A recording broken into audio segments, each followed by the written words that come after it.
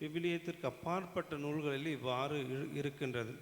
அவர்கள் சிறு வயது வளர்கின்ற வரை ஆலயத்திலே தங்கியிருந்து இறை பணியை கற்றுக் கொடுப்பார்கள். அந்த இறை பணியை கற்றுக் கொடுக்க புனிதமான ஆட்கள் இருந்தார்கள் என்று சொல்லப்படுகின்றது. எனவே அன்னை மரியாள் முதலில் ஆலயத்தில் நுழைந்த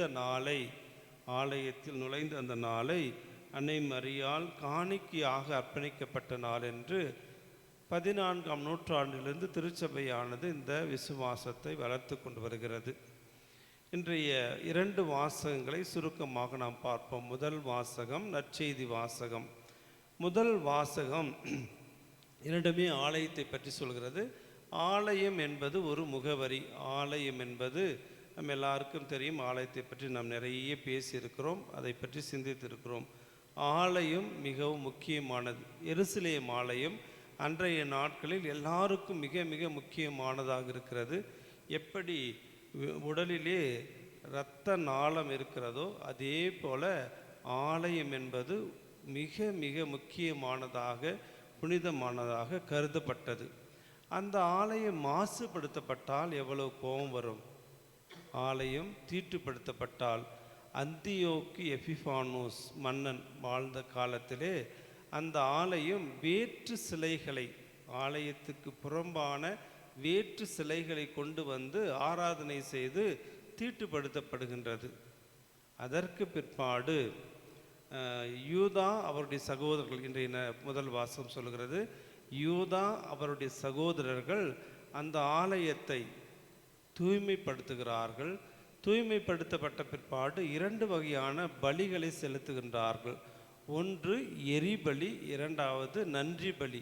அந்த ஆலயத்தை 8 நாட்கள் தொடர்ந்து பலி செலுத்தி அந்த ஆலயத்தை, எருசலேம் ஆலயத்தை தூய்மையாக்குகிறார்கள்.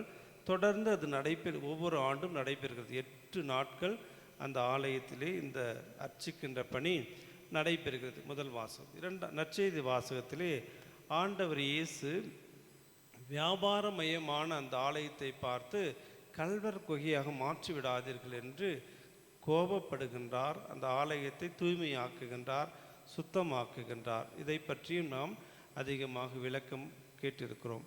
இந்த 2 ஆலயத்தை முன்னிறுத்தி, நீங்களே அந்த ஆலயம், உங்கள் உடல் எல்லாம் தூய ஆவியின் ஆலயம், புனித சின்னப்பர் நமக்கு எடுத்துரைக்கின்றார்.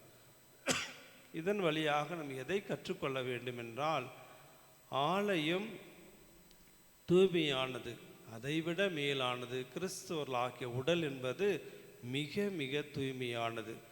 எப்படி முதல் வாசகத்திலும் நற்செய்தி வாசகத்திலும் தீட்டுப்படுத்தப்பட்டது தூய்மையாக்கப்பட்டதோ, அதே போல நம்முடைய எண்ணத்தால், நம்முடைய வார்த்தையால், நம்முடைய செயலால் நம்முடைய ஆலயம், உடலாகிய ஆலயம் தீட்டுப்படுத்தப்படுகின்ற போதெல்லாம் நாம் ஆலயத்திற்குள் வந்து இதை தூய்மையாக்க கடமைப்பட்டிருக்கிறோம். தூய ஆவி குடிக்கொள்ள வேண்டுமென்றால் நம்முடைய எண்ணத்தால், நம்முடைய வார்த்தையால், நம்முடைய செயலால் தூய்மையாக்கப்பட வேண்டும். இத்திருப்பலி நம்ம கட்டாயம் உதவி செய்யும். ஆலயத்தை நினைத்து பார்க்கின்ற இந்த வேளையிலே உடலாகிய ஆலயத்தை தூய்மையாக்கி தூய ஆவியானவர் நம்